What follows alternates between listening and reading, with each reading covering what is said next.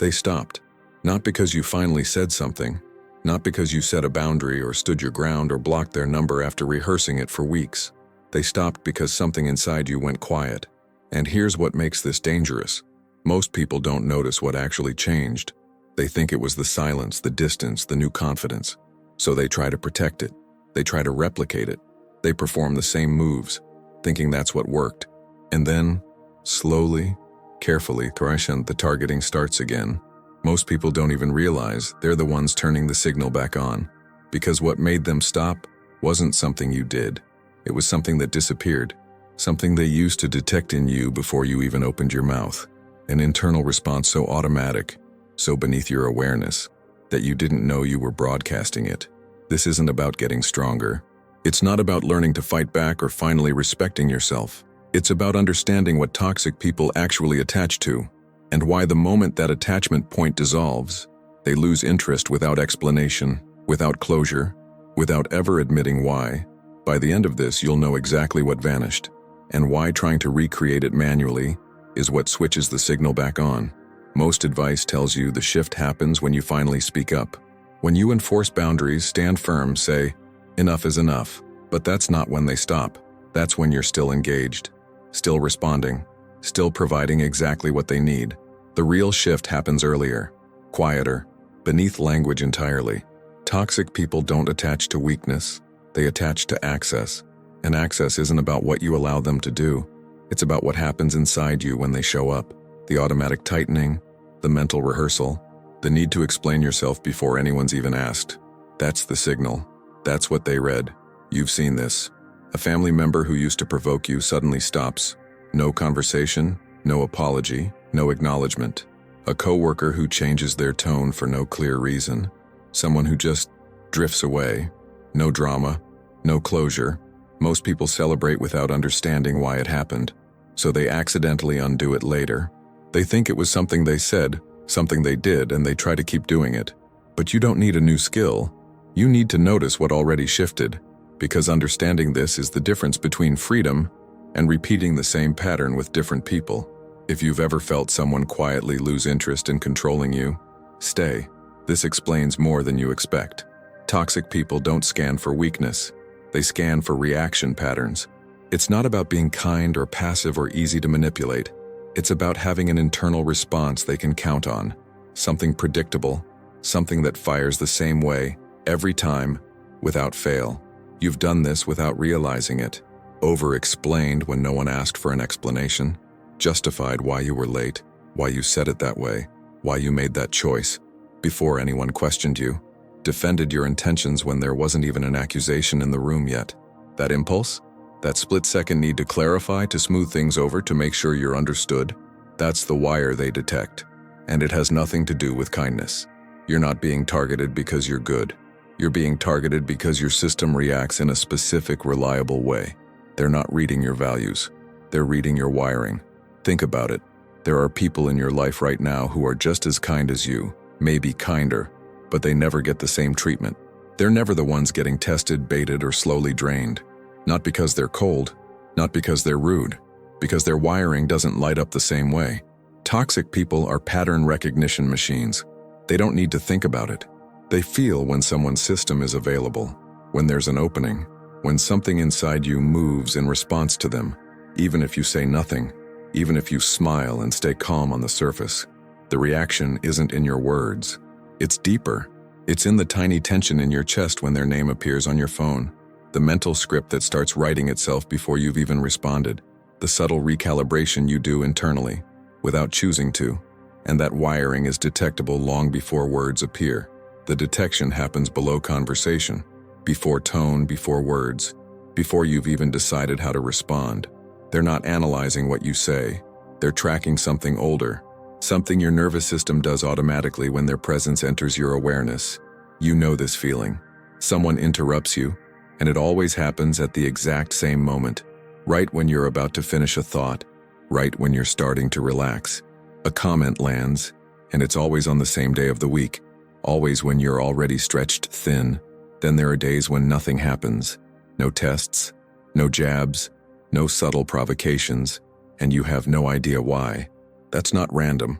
They're reading readiness, your system's availability in real time, the microshift in your energy when you're tired, the barely visible openness when you're distracted, the thin spot in your attention that says, now.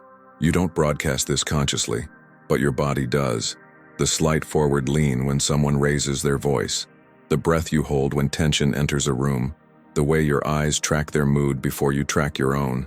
These aren't choices, they're reflexes. Survival patterns your system learned so early you don't remember installing them. And toxic people don't need to think about what they're sensing. They just know when the door is open, when your internal space has room for them, when something in you is prepared to receive what they're about to deliver. That's why conflicts never start where you think they do. You assume it began with the comment, the tone, the accusation, but they'd already detected the opening minutes earlier, maybe hours. They were just waiting for the right moment to step through. They don't listen for words, they listen for readiness. Because the real trigger happens before anything is said. The change isn't something you build, it's something that stops happening. You don't add a new behavior, you don't learn a technique, you don't decide to be different. Something just goes offline, and the first time you notice it, it feels wrong, empty, almost. Like you forgot to do something important but can't remember what. A message comes through, the kind that used to send your mind into immediate motion, drafting responses, weighing tone, calculating risk. But this time, nothing moves. No tightening in your stomach. No mental rehearsal. No need to respond, defend, or even ignore strategically. Just quiet. This is where most advice collapses, because everything you've been told assumes the solution is action. Set a boundary. Stand your ground. Say something powerful. Do something visible. But effort is still access. When you're trying to be calm, you're still engaged. When you're performing indifference, you're still tracking their reaction. When you enforce a boundary with your jaw clenched and your heart racing, you're still connected to the same wire they've always pulled. Real disconnection doesn't feel like strength. It feels like nothing. That's what makes it so disorienting at first. You expect to feel empowered, in control, finally free. Instead, you feel oddly flat, because the charge is gone. The internal event that used to happen automatically when they showed up, it just doesn't fire anymore. And here's what makes this critical. You can't fake it. You can't perform neutrality and expect the same result. You can't pretend the signal isn't there and hope they'll believe you. They feel the difference between manufactured calm and actual absence. That's why silence usually fails. Not because silence is weak, but because most silence is still a reply. It's still effort, still a choice made in response to them. And this is why silence usually fails. But there's a moment when effort vanishes completely. Silence fails when it's a strategy. When you stop responding but you're still watching, still checking if they noticed, still measuring whether it's working. That's not silence, that's a held breath. You've seen this version. The carefully crafted non-response. The post that's definitely not about them but somehow still is. The cold politeness designed to send a message without saying a word. It feels like power, like you've finally taken control. But they can feel the effort behind it, the attention you're still giving, the space in your mind they still occupy while you decide, minute by minute, not to react. Performed silence is still a reply, because real detachment doesn't require maintenance. It doesn't need reminders or reinforcement. You're not choosing neutrality every time they appear. You're just not activated anymore. There's no strategy in it, no performance, no part of you monitoring whether they've noticed the shift. Think about someone you used to care about deeply, maybe years ago, and now their name comes up and you feel nothing, not anger, not longing, not even the satisfying indifference of being over it, just nothing. That's what this is, except it happens faster, and it doesn't require distance or time. It happens when your nervous system stops recognizing them as relevant. They're still there, still saying things, still doing things, but internally, the receptor that used to light up when they entered your awareness, it's dormant, unplugged, not by choice, by absence of need. And toxic people feel that instantly, not because you told them, not because you acted differently, because the resonance is gone. The frequency they were tuned to no longer exists in your system. They can feel effort, even when you say nothing. But there's a moment when effort vanishes completely. They always test before they leave. One last attempt. One final probe to see if the wire still conducts. It usually comes disguised as something small, a joke that used to make you defensive, a comment designed to pull guilt from wherever you keep it stored, a provocation so familiar it should trigger the old sequence automatically. But this time it lands in empty space. No reaction, no inner tightening, no mental response forming in the background. The joke falls flat, not because you chose not to laugh, you just didn't register it as relevant. The guilt doesn't attach, not because you resisted it, because there's nothing in you reaching back. The provocation finds no echo, it just dissolves, and that's when something shifts in them.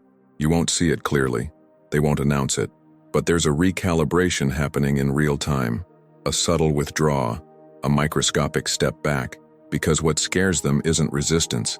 Resistance still means connection. It still means you're engaged, still means the wire works even if you're pulling away from it. What scares them is absence. The moment they realize they're speaking into a void, that nothing in you is responding, not anger, not fear, not even the quiet satisfaction of withholding a reaction. You're just not there, not mentally, not emotionally, not in the invisible location where they used to find you waiting. They always test before they leave. But once that absence is confirmed, they stop testing. Not because they've given up, not because they respect your boundaries now, because the game requires a second player, and your system is no longer in the arena. They might stay physically, they might still talk to you, but the targeting stops, because there's nothing left to target. And once that absence is confirmed, recalibration begins. Some people cross a threshold and never get pulled back, not because they became confident, not because they got tougher or learned to stand up for themselves, because they relocated internally. They're no longer living in the part of themselves that used to interface with control, the room where negotiations happened, where defenses were built, where reactions were stored. They're just not in that room anymore. And once you've moved, you can't be found in the old place. You stop explaining decisions, not as a tactic. You just realize midway through a justification that there's no need. The sentence trails off. The conversation ends without resolution, and it doesn't bother you. Relationships dissolve without drama. No final confrontation, no closure. People just fade because the structure that held the dynamic together isn't there anymore. This isn't empowerment. Empowerment still lives in relation to something, to the person you're standing up against, the pattern you're breaking, the version of yourself you're trying to overcome. This is relocation. You didn't fight your way out.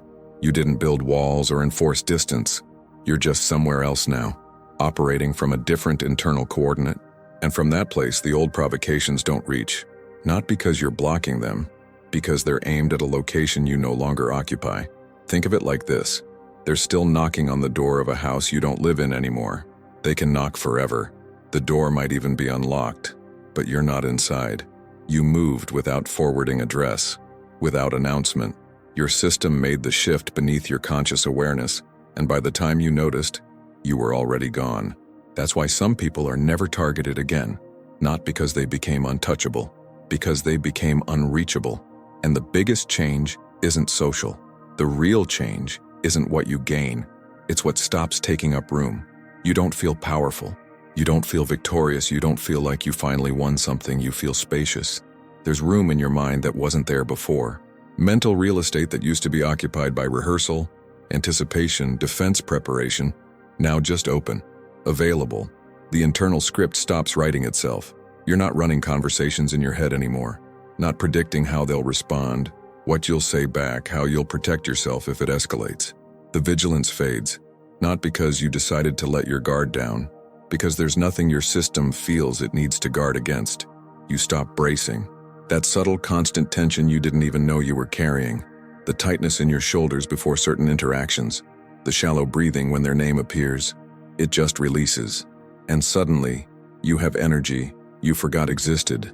Not motivation, not inspiration, just energy that's no longer being drained by invisible preparation. You're not thinking about them when they're not there. You used to spend hours in imaginary arguments, crafting perfect responses, replaying what happened and rewriting what you should have said. Now there's just silence. Clean, open silence where those thoughts used to loop. This is how you know it's real. Not because you feel strong, because you feel spacious. And that spaciousness becomes its own environment. Your system adapts to it. gets used to the openness, starts to recognize it as normal. You forget what it felt like to be constantly occupied by someone else's potential reactions. The mental noise that used to run in the background fades so completely, you barely remember it was there. And once your system adapts to that space, something irreversible happens. Going back starts to feel wrong. You can't unfeel spaciousness once your system remembers what it's like. Trying to reactivate the old pattern doesn't just fail, it repulses you. You'll notice it in strange moments. You start to explain yourself to someone, and halfway through the sentence, your body rejects it. Not your mind, your body. Your throat tightens. Your chest constricts. The words feel physically wrong leaving your mouth. So you stop mid-explanation, and the silence that follows doesn't scare you. It feels accurate. You try to care about something that used to consume you, someone's opinion, a subtle criticism, whether you're being misunderstood, and there's nothing there. No grip, no pull. Just a hollow curiosity about why you ever gave it weight. You attempt to re-engage with a dynamic that used to feel inevitable, and your system floods with exhaustion before you've even started.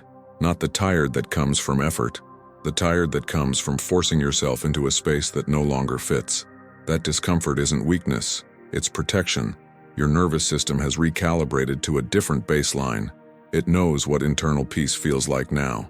What it's like to move through the day without constant risk assessment, without monitoring for threats, without maintaining defenses you didn't choose to build, and it refuses to go back. This isn't a decision you make. You can't talk yourself into caring again, even if part of you thinks you should. You can't recreate the old responsiveness through effort or discipline, because your system has updated its definition of safety, and the old patterns now register as danger, not external danger, internal danger.